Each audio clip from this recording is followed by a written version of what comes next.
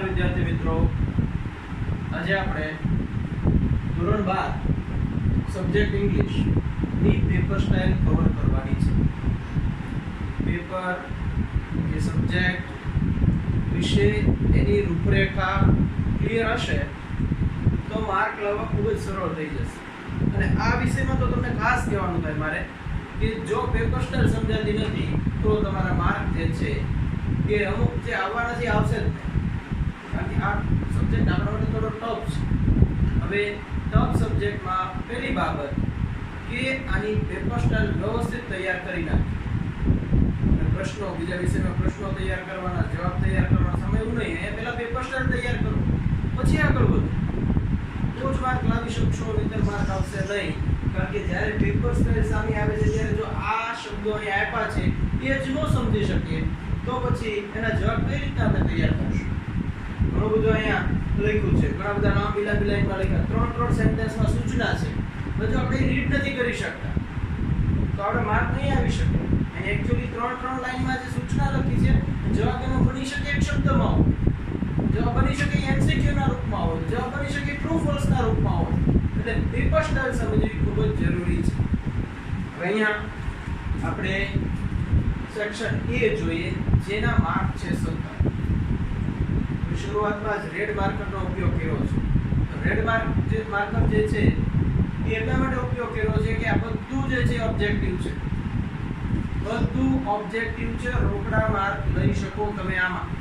જે last year paper style change થઈ અને જે આ પેપર સ્ટાઇલ મૂકી છે એ આપણી માટે આશીર્વાદ સમાન છે. જો આ પેપર સ્ટાઇલનો અને આ સેક્શન એ નો લાભ ન લઈ શકીએ તો બીજા સેક્શનનો લાભ લેવો ખૂબ જ મુશ્કેલ છે. એટલે આ સેક્શન ઉપર ખૂબ જ ફોકસ કરવાનું છે અને ખૂબ જ વ્યવસ્થિત ધ્યાન આપવાનું છે. ઓકે, પહેલો પ્રશ્ન તમારી સામે આવો હશે. Right whether the following sentence are true or false. તમારી સામે પહેલી સૂચના જે છે એમાં ખાલી આ શબ્દને પકડો, ટ્રુ ઓર ફોલ્સ, સાચું કે ખોટું. તમારે ખાલી આટલું જ જમા કરવાનું છે. પહેલી સૂચના જે છે તે ખરા ખોટાની છે, ટ્રુ ઓર ફોલ્સ. બીજું બધું વાંચતા નહીં આવડે ચાલશે, આ શબ્દ બતાવવા જોઈએ, સૂચના આટલી ક્લિયર થવી જોઈએ. ઓકે, બીજો પ્રશ્ન, find and write the nearest meaning. find and write the nearest meaning.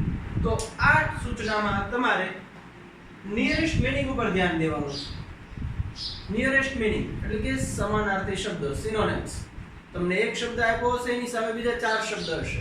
એક શબ્દ એની સામે બીજા 4 શબ્દ.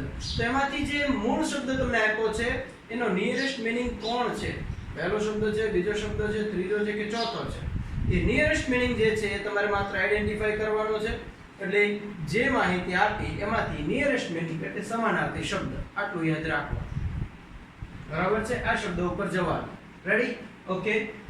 ત્રીજો પ્રશ્ન છે, select the most appropriate language functions from the brackets and write them against the given sentences. આટલી મોટી સૂચના હવે રીડ કરતા જ આપણને નથી આવડતી, પણ માર્ક બહુ ઈઝી છે આના. આમાં આટલું જ યાદ રાખવાનું છે. શું યાદ રાખવાનું છે? Select most appropriate language function. Function જ એક પસંદ કરવાનું છે. બરોબર? જે ગ્રામરમાં આપણે ભણીએ છીએ એ જે ફંક્શન જે છે એ જ પસંદ કરવાનું છે. તમને વાક્ય આપ્યું હશે, 3 વાક્ય આપ્યા હશે અને ઉપર કૌંસમાં 3 ફંક્શન આપેલા હશે. તો પ્રત્યેક વાક્યમાં કયું ફંક્શન આવે છે એ વાક્યની સામે તમારે લખવાનું છે. સૂચના ઘણી લાંબી છે પણ એનો મતલબ ખાલી આટલો થાય છે કે આપણને જે વાક્ય આપ્યું છે એમાં કયા પ્રકારનું ફંક્શન વપરાય છે એની નીચે લખવાનું છે. આઈડેન્ટિફાઈ કરવાનું છે, બીજું કઈ વિશેષ આમાં છે નહીં. તો એ પણ ઓબ્જેક્ટિવ માર્ક કહેવાય. અને આ ટુકડા માર્ક છે ને, લાસ્ટ યર જે પેપર સ્ટાઇલ બદલાણી એમાં આના 3 માર્ક કર્યા. એક વાક્યનો 1 માર્ક કર્યો અને પહેલાની પેપર સ્ટાઇલમાં 2 વાક્યનો 1 માર્ક હતો, એકનો અડધો માર્ક હતો. તો બેનિફિટ છે આપણા માટે. ઓકે, ત્યારબાદ જોઈ select and write the most appropriate response focusing the given function in the brackets. કૌંસમાં જોશો કે MCQ લખ્યું છે, ત્યાં આગળ MCQ એટલે સમજી શકીએ. select and write the most appropriate responses focusing the given function in the brackets. તમને અહીં એક વાક્ય આપ્યું છે ડાયલોગના રૂપમાં, બીજો ડાયલોગ જે છે અધૂરો આપી દીધો છે. નીચે 4 ઓપ્શન આપ્યા છે, એમાંથી તમારે યોગ્ય વિકલ્પ પસંદ કરવાનો છે. જે ફંક્શનનો ઉપયોગ કરવાનો છે, જે અધૂરો ડાયલોગ છે, તે કૌંસમાં લખ્યું હશે કે શોઇંગ કોન્ટ્રાસ્ટ, એક્સપ્રેસિંગ અલ્ટરનેટિવ ચોઇસ. તો એ બાબત તમારે ધ્યાનમાં લેવાની છે અને ખાલી MCQ માંથી યોગ્ય વિકલ્પ જ તમારે પસંદ કરવાનો છે. ઓકે, તો આ ઓબ્જેક્ટિવ પ્રશ્ન અને સાવ ઓબ્જેક્ટિવ MCQ તરીકે બરોબર રોકડા માર્ક લાવવા માટેનો પ્રશ્ન છે. ઓકે, ત્યારબાદ select and write the most appropriate questions to get the underlined words or phrase as their answers. Select and write the most appropriate question. તમને એક સેન્ટેન્સ આપ્યું છે, સેન્ટેન્સમાં કોઈ શબ્દ નીચે કે કોઈ શબ્દ સમૂહ નીચે અંડરલાઈન કરેલી છે, તમારે એનું પ્રશ્નાર્થ વાક્ય બનાવવાનું છે. પણ એની માટે 4 ઓપ્શન આપ્યા છે, કારણ કે અહીંયા પ્રશ્ન છે MCQ ના રૂપમાં.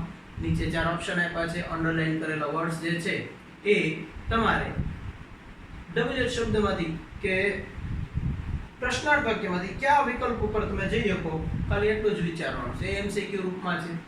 તો આ રીતના સેક્શન A જે છે એ આખી એવી માર્ક બેંક છે કે જે લૂંટી શકીએ આપણે. ભરપૂર માર્ક આમાંથી આપણે લાવી શકીએ. બરોબર છે.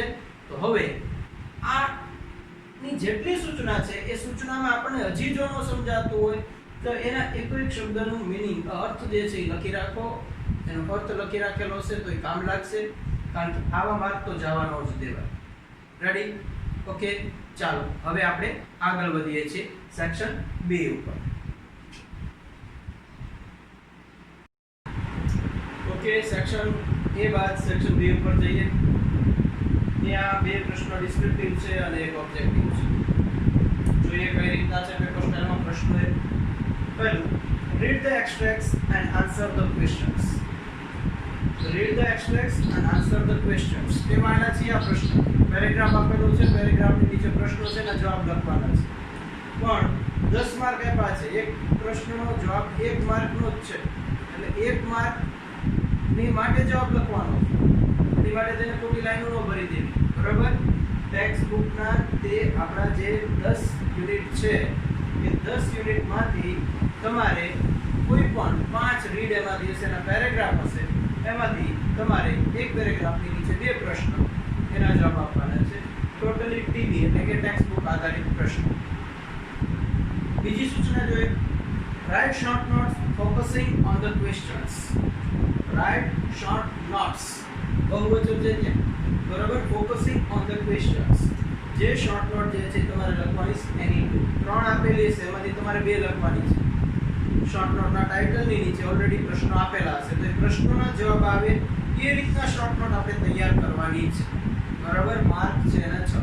એટલે એક શોર્ટ નોટના 3, એક શોર્ટ નોટના 3 માર્ક, 2 શોર્ટ નોટ લખવાની છે. રેડી? ટેક્સ્ટ બુક આધારિત પ્રશ્ન. ત્યારબાદ fill in the blanks with the appropriate words given in the brackets. Vocabulary base ખાલી જગ્યા છે. તમને એક પેરેગ્રાફ આપ્યો છે, પેરેગ્રાફની અંદર અમુક ખાલી જગ્યા છે અને ઉપર કૌંસમાં શબ્દ આપેલા છે. તમારે પ્રત્યેક ખાલી જગ્યામાં ઉપર જે કૌંસમાં શબ્દ આપ્યા છે એમાંથી યોગ્ય શબ્દ ત્યાં મૂકવાનો છે. તે ટેક્સ્ટ બુકમાંથી પણ આવી શકે અને ડોલ્ફિનમાંથી પણ આવી શકે, એટલે કે સપ્લિમેન્ટરી રીડર્સમાંથી પણ આવી શકે. બરાબર? તો આ રીતના સેક્શન જેમાં ટોટલ 19 માર્ક થાય છે. આ ટોટલ અહીંયા લખ્યું છે એનું કારણ એ છે કે આપણે સેક્શન વાઇઝ કેટલા મેક્સિમમ લાવી શકીએ એનો તમે અત્યારથી એક રેશિયો માંડી દેજો. સેક્શન A માંથી આટલા જ લાવવાના છે, B માંથી તો આટલા લાવવા જ પડશે, C માંથી આટલા લાવવા જ પડશે. એ રીતના અત્યારથી જ તમે તમારો ટાર્ગેટ બાંધી દેજો કે આમાંથી આ પ્રશ્નમાંથી માર્ક જવા જોઈએ. ઓકે, ચાલો ત્યારબાદ section C, read the passage and answer the questions. Read the passage and answer the question. 5 mark છે. કૌંસમાં ડી કર્યું છે ડોલ્ફિન.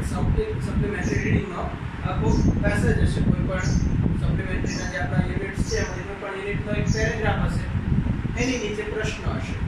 બરોબર? એક પ્રશ્નનો 1 માર્ક, એટલે 5 પ્રશ્ન એક પેરેગ્રાફના આધારે જે આપણે લખવાના છે.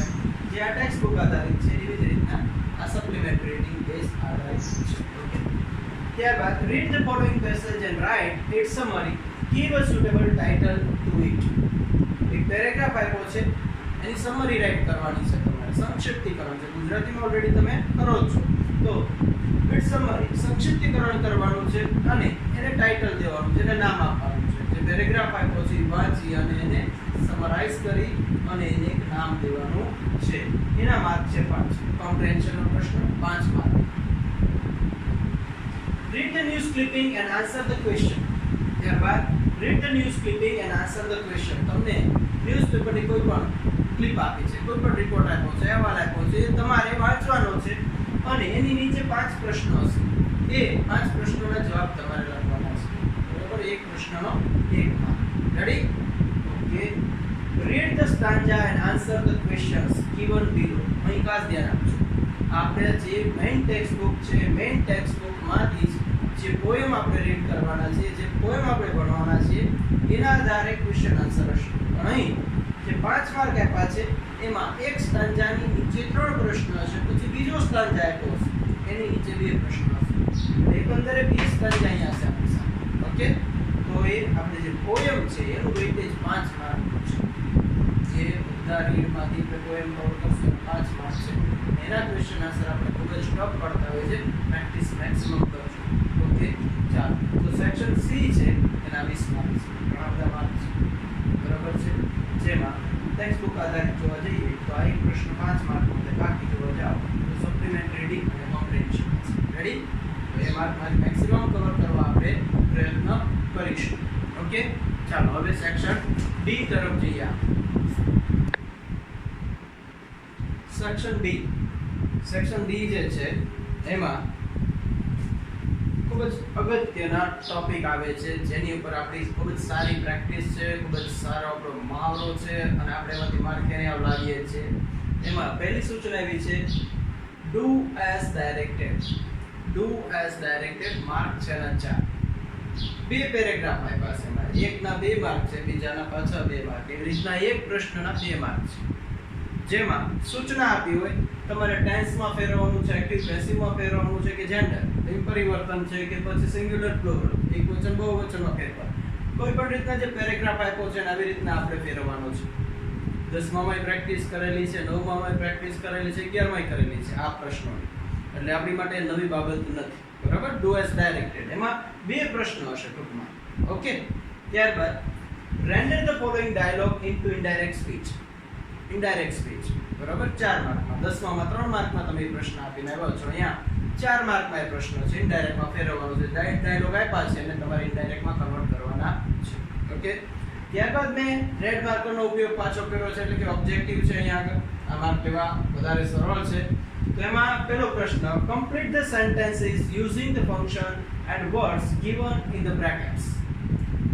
5 માર્ક. Functional grammar. અહીંયા આગળ એક સેન્ટેન્સ આપી દીધું છે, સેન્ટેન્સ અધૂરું છે અને કૌંસમાં ફંક્શનનું નામ આપ્યું છે.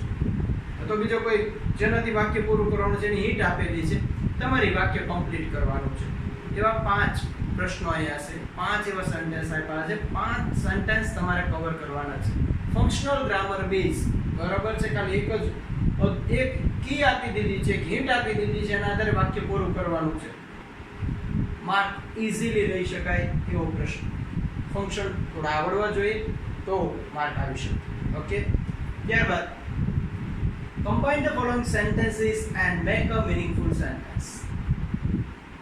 combine sentence ને જોડવાના છે. તમને 4 સેન્ટેન્સ આપ્યા છે કે 3 સેન્ટેન્સ આપ્યા છે, તમારે એમાંથી એક વાક્ય બનાવી નાખવાનું છે.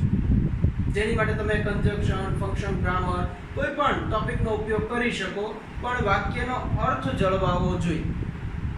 3 વાક્ય છે, એનું એક વાક્ય બનાવો છો, તમે કોઈ પણ ફ્રેઝ, કન્જંક્શન જોડી દો છો તો એનો મતલબ એનો એ રહેવો જોઈએ. ઓકે?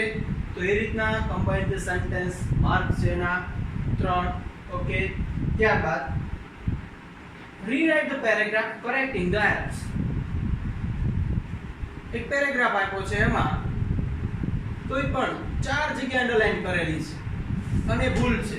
એ ભૂલ શેની છે એ તમારે આઈડેન્ટિફાઈ કરવાની છે અને એ ત્યાં સાચો શબ્દ લખવાનો છે. એટલે આખો પેરેગ્રાફ જ ફરીથી લખવાનો છે, ખાલી શબ્દો જ બદલવાના. ધ્યાનથી સમજજો. આખો પેરેગ્રાફ તમારે ફરીથી લખવાનો છે, જે શબ્દમાં ભૂલ છે એ સુધારીને.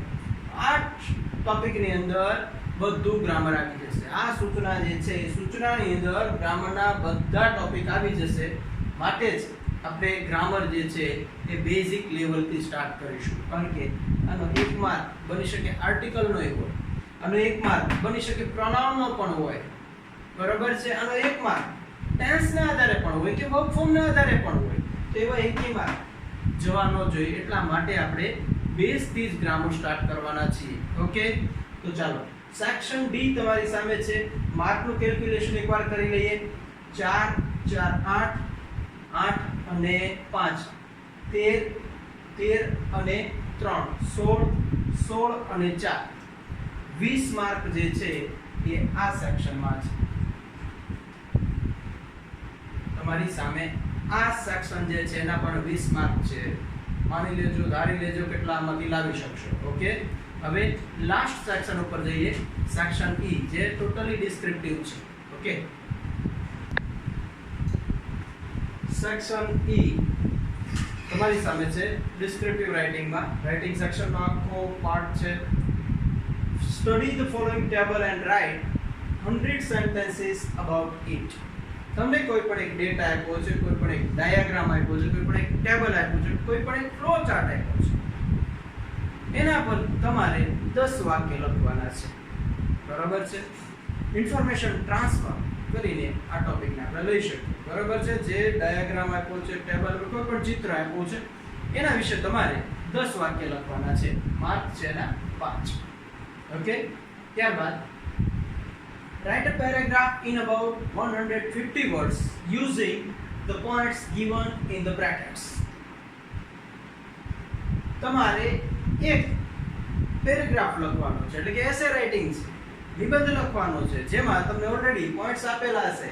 એ પોઈન્ટ્સને ધ્યાનમાં લઈ અને તમારે જે 3 સબ્જેક્ટ આપ્યા છે, કોઈ પણ એક સબ્જેક્ટ ઉપર તમારે પેરેગ્રાફ લખવાનો છે. માર્ક છે ના. ઓકે, હવે અહીં આગળ જે આ પેરેગ્રાફ છે સામાન્ય રીતના કઈ રીતના પૂછાય છે એનો થોડું તમને સમજાવી દઉં. તો મોસ્ટ ઓફ આ જે એસે છે એસે એક ટેક્સ્ટ બુક આધારિત હોય. આપણા કોઈ પણ યુનિટ કે એક રીડ ને આધારે એક પેરેગ્રાફ હોય છે. અને બીજું એક થ્રુ આઉટ ધ યર જે ઘટના અવારનવાર ઘટી છે કે જે ચર્ચામાં રહી છે એ બાબત, આ બે બાબતને લઈને એસે એમાં હોય છે. બરાબર. જે ટેક્સ્ટ બુક આધારિત હોય છે આપણા માટે ખૂબ જ સરળ પડે છે અને પૂછાય જ છે. બરાબર છે. અને આ રીતના જ પૂછે તો એ આપણા માટે ખૂબ સરળ છે. એટલે ટેક્સ્ટ બુકના દરેક યુનિટને એટલું ધ્યાનમાં લેશું કે આના આધારે આપણે બીજું શું લખી શકીએ, આને સંદર્ભમાં લઈને બીજું વધારે કેટલું આગળ જઈ શકીએ એ બાબત પહેલેથી ધ્યાનમાં લેશું. ઓકે, તો પછી આમાં શું છે, છેલ્લે પછી આઈએમપી નો માંગવી સાહેબ, ક્યુએસએ આવશે. બરાબર. આઈએમપી નો માંગવી એટલે ટેક્સ્ટ બુકને ફોકસમાં રાખવાની છે, એને આધારે તૈયારી કરવાની છે. Okay, next, write a speech on the following points. Speech લખવાની છે or write an application. Last year તે આપણને ઓપ્શન મળ્યો છે, બાકી સ્પીચ જે છે એ ખૂબ હાર્ડ પડે, પણ એની સામે બીજો ઓપ્શન એના હાથમાં આપ્યો છે એપ્લિકેશન. બરાબર. તો આપણે એપ્લિકેશન થી વધારે સરળ પડશે. 6 માર્કનો પ્રશ્ન છે, 2 માંથી 1 લખવાનું છે. આપણી તૈયારી એપ્લિકેશન ઉપર હશે.